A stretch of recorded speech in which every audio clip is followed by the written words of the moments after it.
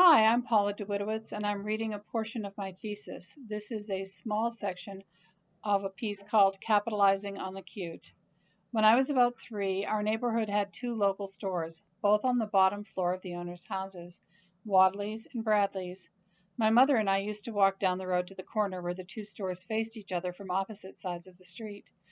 Often we shopped at Bradley's, but at certain times we made a beeline for Wadley's.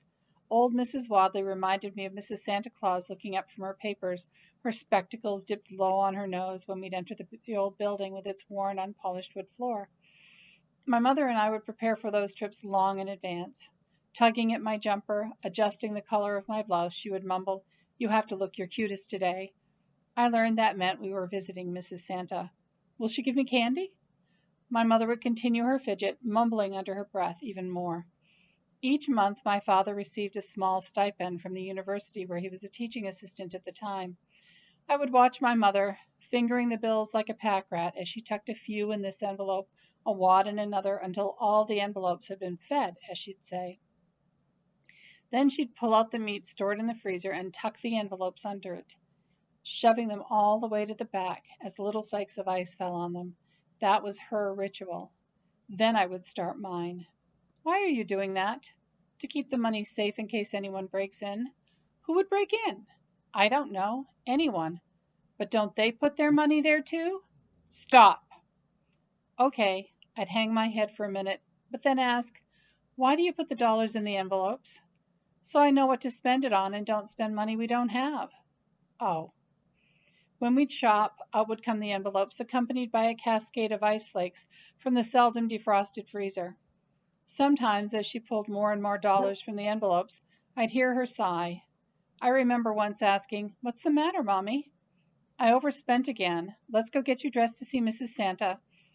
Suitably dressed, we'd walk once again up the hill, and again she would hand me the silver dollar gifted to me by my grandfather when I was born.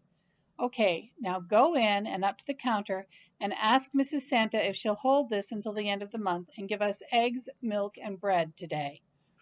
When I'd return, my arms and mouth would be full. Mrs. Santa always gave me a hard candy to suck. Some time later, I'd return to see Mrs. Santa and trade dollars my mom hadn't yet squirreled away into the envelopes for the shiny silver coin, and she and I would once again walk down the hill. My uncle ran a grocery store in town.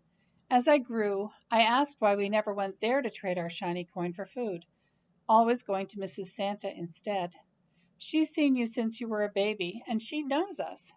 It never made much sense, since my uncle knew us too, but with the wisdom of a child, I accepted her decision and looked forward to the next of what became many visits to Mrs. Santa.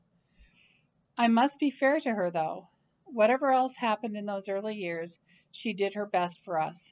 At a time when nursing was becoming unfashionable, women without means often fed their children straight cow's milk, or milk with honey, or even beer.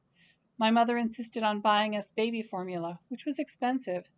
And in the 1950s, when people rubbed liquor on their children's gums or gave them a narcotic to calm their crying, she walked the floor, rubbed our gums with ice, and used natural remedies she'd learned over the years. What she didn't have in money, she seemed to try to compensate for with time, which often seemed to take a toll on her.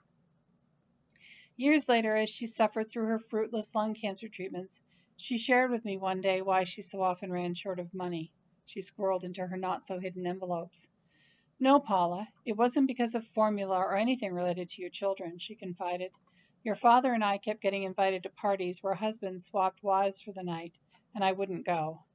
I did it to keep our marriage. I couldn't have taken care of you children by myself." Sitting next to her bed as she lay resting, I remembered one of my parents' most common arguments. She would spit, "That's it. I'm leaving you." He would retort, "And how will you support the kids?" Then there would be silence. Thank you for listening. I hope you enjoyed it.